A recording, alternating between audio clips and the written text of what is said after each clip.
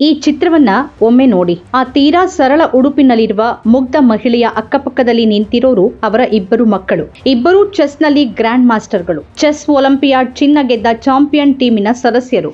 ವಿಶ್ವದಲ್ಲೇ ಈವರೆಗೂ ಯಾರೂ ಮಾಡದ ದಾಖಲೆಯನ್ನ ಈ ತಾಯಿ ಮಾಡಿದ್ದಾರೆ.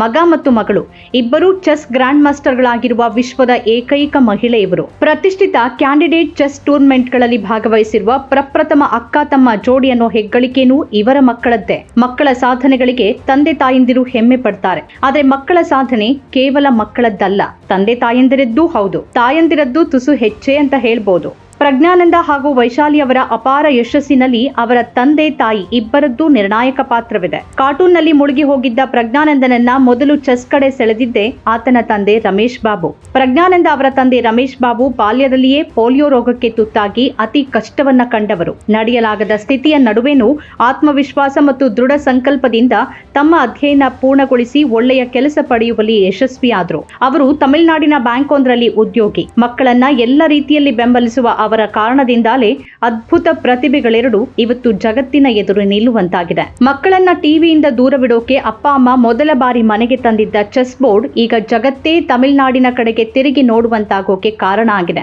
ಬಾಲ್ಯದಲ್ಲಿ ಕಾರ್ಟೂನ್ ನೋಡುವಾಗ ಹೇಗೋ ಹಾಗೆ ಚೆಸ್ ಆಡೋಕೆ ಶುರು ಮಾಡಿದಾಗ್ಲೂ ಪ್ರಜ್ಞಾನಂದನಿಗೆ ಜೊತೆಯಾಗಿದ್ದ ಅಕ್ಕ ಆರ್ ವೈಶಾಲಿ ಕೂಡ ಈಗ ಜಾಗತಿಕ ಖ್ಯಾತಿಯ ಚೆಸ್ ಆಟಗಾರರಾಗಿದ್ದಾರೆ. ಸಾಮಾನ್ಯವಾಗಿ ಪ್ರಜ್ಞಾನಂದ ಪ್ರಮುಖ ಚೆಸ್ ಟೂರ್ನಮೆಂಟ್ಗಳಿಗೆ ಹೋದಾಗ ಆತನೊಂದಿಗೆ ಕಾಣೋದು ಆತನ ತಾಯಿ ನಾಗಲಕ್ಷ್ಮಿ. ಜಾಗತಿಕ ಟೂರ್ನಮೆಂಟ್ನಲ್ಲಿ ಬರುವ ಪಾಶ್ಚಾತ್ಯರ ತಳುಕು ಬಳುಕಿನ ನಡುವೆ ಆಕೆಯ ಮುಗ್ಧ ಮುಖಭಾವ, ಆಕೆ ಆಗಾಗ ಪ್ರಜ್ಞಾನಂದನಿಗೆ ಶಾಲೆಗೆ ಹೋಗುವ ಮಕ್ಕಳಿಗೆ ಕೊಡೋ ಹಾಗೆ ನೀರು ಇತ್ಯಾದಿ ತಿನ್ನೋಕೆ ಕುಡಿಯೋಕೆ ಕೊಡೋದು, ಆತ ಗೆದ್ದಾಗ ದೂರ ನಿಂತು ಇತರ ಪ್ರೇಕ್ಷಕರ ಹಾಗೆ ಮೌನವಾಗಿ ಸಂಭ್ರಮಿಸೋದು, ಆನಂದ ಬಾಷ್ಪ ಸುರಿಸೋದು ಇವೆಲ್ಲವೂ ಸೋಷಿಯಲ್ ಮೀಡಿಯಾದಲ್ಲಿ ವೈರಲ್ ಆಗಿವೆ.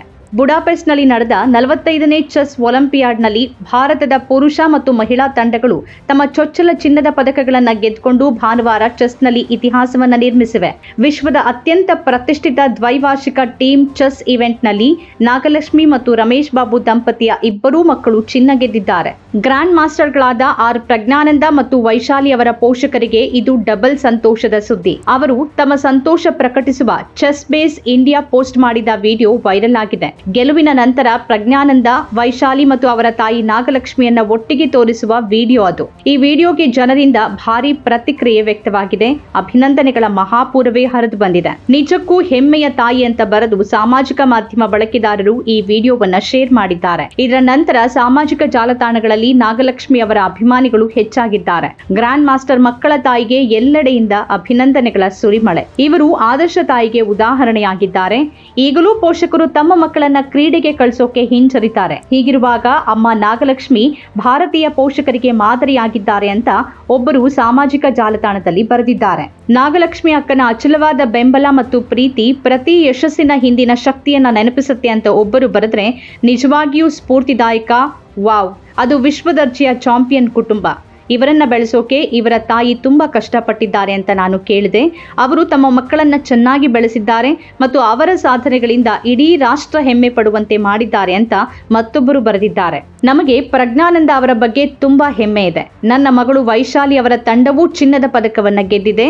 ಆದ್ದರಿಂದ ನಾವು ಅದರ ಬಗ್ಗೆನೂ ಸಂತೋಷ ಪಡ್ತೀವಿ ಅಂತ ತಂದೆ ರಮೇಶ್ ಬಾಬು ಹೇಳಿದ್ದಾರೆ. ಇದು ಚೆಸ್ ಇತಿಹಾಸದಲ್ಲಿ ಅತ್ಯುತ್ತಮ ಪ್ರದರ್ಶನಗಳಲ್ಲಿ ಒಂದಾಗಿದೆ. ಬುಡಾಪೆಸ್ಟ್ನಲ್ಲಿ ನಡೆದ ಚೆಸ್ ಒಲಿಂಪಿಯಾಡ್ನಲ್ಲಿ ಭಾರತದ ಸುವರ್ಣ ಪೀಳಿಗೆ 2 ಚಿನ್ನದ ಪದಕಗಳನ್ನ ಗೆದ್ದುಕೊಂಡಿದೆ. ಇಡೀ ದೇಶಕ್ಕೆ ಹೆಮ್ಮೆ ತಂದಿದೆ. ಚೆಸ್ ಒಲಿಂಪಿಯಾಡ್ ಅನ್ನ ಮೊದಲು ಅನಧಿಕೃತವಾಗಿ 1924ರಲ್ಲಿ ಪ್ಯಾರಿಸ್ನಲ್ಲಿ ಮತ್ತು ಅಧಿಕೃತವಾಗಿ 1927ರಲ್ಲಿ ಲಂಡನ್ನಲ್ಲಿ FIDE ಮೂಲಕ ನಡೆಸಲಾಯಿತು. 1956ರಲ್ಲಿ ಭಾರತ ಒಲಿಂಪಿಯಾಡ್ನ 12ನೇ ಆವೃತ್ತಿಯಲ್ಲಿ ಚೊಚ್ಚಲ ಪ್ರವೇಶ ಮಾಡಿತು.